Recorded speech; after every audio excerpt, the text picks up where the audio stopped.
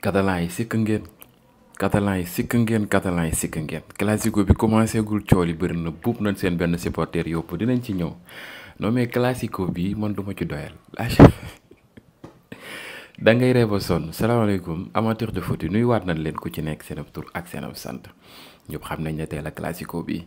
comme d'hab rek dañ leen indil lépp lu ci rot avant classico bi du leen rëcc ci moment classico bi du leen rëcc après classico bi lépp lañ leen indil lendemain classico sax dañ leen indil la ca topp moo tax Barça Real daal man dama leen a bëgg yéen ni ma leen bëggee noonu nag bëgg naa ngeen di like bu baax di commenter mu ngi noonee ngeen xamee ko noonu waaye gars yi résultat match foofee sa Bundesliga équipe yu mag yooyu yëpp daanaka football nañ tey foofee ca Bundesliga moo xam muy Bayern Munich Bayer Leverkusen ak Wolfsburg ak kooke di Dortmund ñoom ñëpp football nañ te ñoom ñëpp daanaka ñoo dóor kooke di Dortmund nag lañ koy njëkkee moo dóor 3-2 Hoffenheim mu ngi noonee Guirassy nag encore une fois le Guinéen il a encore une fois marqué mu ngi noonee mu doon un très bon joueur le Borussia Dortmund arrache la victoire dans les derniers instants de la rencontre fin temps la gagné match bi 91e minute 94e minute gars yi taal caaxi mu ngi noonee une victoire très importante du BVB qui pointe désormais à la 6e place de la Bundesliga kooku di Dortmund mu ngi ci 6e place ba Wolfsburg nag Fribourg a ko jàpp dóor ko par la marque de 1-0 fekk si ko pattal ko mu ngi noonee ngeen xamee ko noonu foofee ca Bundesliga waaye Bayer Leverkusen nag moom moo recevoir Augsbourg dóor ko par la marque de 2-0 Patrick Schick moo dugal ak Boyan Dia mu doon match boo xam ne ils l'ont dominé et l'ont gagné et c'était pas difficile pour eux match bi nga xam ne aussi difficile pour beneen Bayern muy Bayern Munich 3-0 moom la dóor Mayence Leroy Sané dugal na Olise ak kooku di d'ailleurs ñoom ñoo dugal 3 bi yi le Bayern Munich n'est plus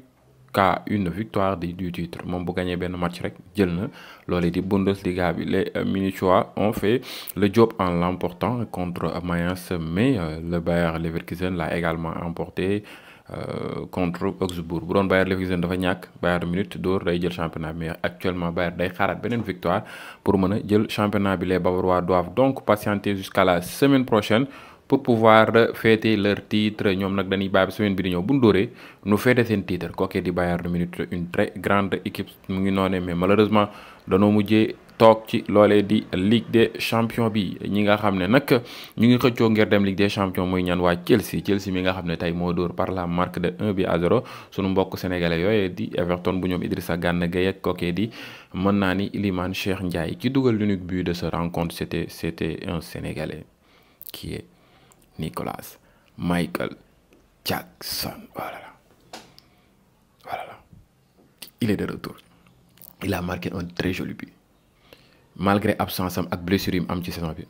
am na lu ma 10 buts cette saison pour le moment moo kooki di Chelsea léegi daal noo def mu dépassé dizaine bi macha allah que ça continue léegi muy dem bay dépassé vingtaine bi loolu lañ koy ñaanal mu am ci réussite nag bal bi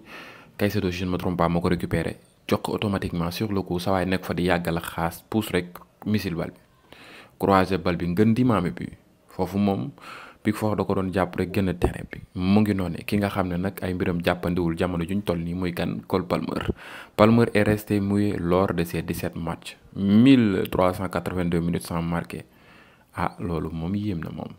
Nicolas Jackson moo ko doon marqué loo wala soit di tax muy am passe décisive Nicolas Jackson xawoon na raar ba Nicolas Jackson ñëwaatee ba léegi seen rythme bi teniraguñ ko kooki di Palmer ak Nico mu doon de très bons joueurs yoo xam ne ñooy porté woon Chelsea ci début saison bi mais malheureusement y avait l'absence de Nicolas Jackson mais Jackson ñëwaat na en forme ba dugal moom kase mu ngi noonee waaye ki tax mu dugal ki di Caicedo bokk na ci ki tax Chelsea am victoire Caicedo bokk na ci l'Équateur Chelsea est invaincu en Premier League cette saison lorsque Moïse Caicedo débute au poste d'arrière droite avec 3 victoires et 1 match nul Chelsea nag ba léegi ñàkkul match ci ba mu tegee kooki di Caicedo latéral droite ba léegi waaw lu tolloo 4 match Chelsea am na ci victoire ci bañ tegee kooki di mën naa ni Caicedo latéral droite te Chelsea contre Aston Villa latéral droite la Caicedo football moo dóor 3-0 contre kookee ñu naan ko Tottenham Chelsea moo dóor 4-3 latéral droite moom la Caicedo football contre Bournemouth Chelsea nul 2 partout latéral droite la Caicedo football contre kookee di Everton tey Caicedo latéral droite la football te arrière droite te moo Chelsea moo gagné ce match. Il apporte un tel contrôle à Chelsea depuis le poste d'arrière droite. Actuellement équilibre am na foofee kon nag que ça continue avec les victoires. Nicolas Jackson nag actuellement retrouve les chemins de filet après une longue absence nag blessure bi, mais aussi mu ñëwaat ci biir terrain quelque temps dugal na am 10e biom cette saison avec plus de 5 passes décisives et c'est un joueur très intéressant, très important pour kookee di Chelsea. Le joueur qui est très intéressant aussi ci côté Real Madrid mu Jude Bellingham nag épaulom bi daf ko bàyyi wut ci noonee nag jamono yi yëpp moom lay footballé ba ci classico bi moom lay footballé te tey dina football na titulaire, mais waa Real dañuy envisager ne ñoom daal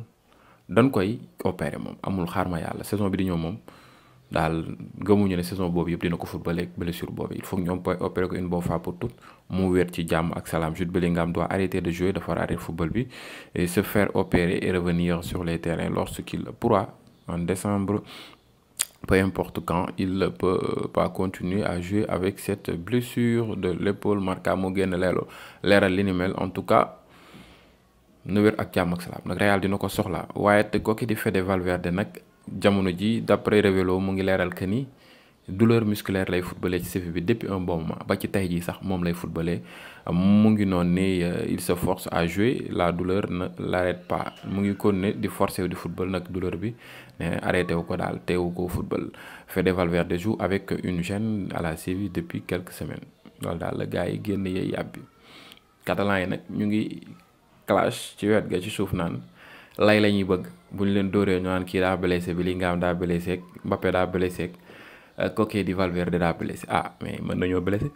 gëm leen rek Catalan yi sikk ngeen torop te mën a tooñ sikk ngeen torop te mën a tooñ bàyyi boo ngeen gëm rek waa Real ca loolee nga xam ne moom lañ jot a wax. waaye sikk ngeen mën ngeen a tooñ Catalan yi seen mën a tooñoo yóbbee seen benn supporter actuellement police Séville bi jàpp ko buub yóbbu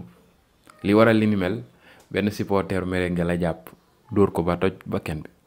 di ko ñam ay ku pàcc ku la bàyyi. Catalan yi lu tax ngeen mën a tooñ yéen Catalan yi lu tax ngeen mën a tooñ waa baax na doomu jàmbur gi ngeen jàpp nii bëgg a toj ba kenam ci zéro tegoo leen ko fenn te duma ci ànd ak yéen mën ngeen a tooñ trop. classico final bi rek ngeen bëgg a jël affaire yi nii di dóor doomu jàmbur yi ci zéro mais de ngay yéen nag da ngeen war a yëngu nag kun dóor ngeen fayu ngeen seetaan Catalan yi nii rek di dóore ak di leen napp fayu leen ngeen riposté kay ngeen riposté sax ci commentaire yi ngeen seetaan Catalan yi di leen classe nii rek. mais nag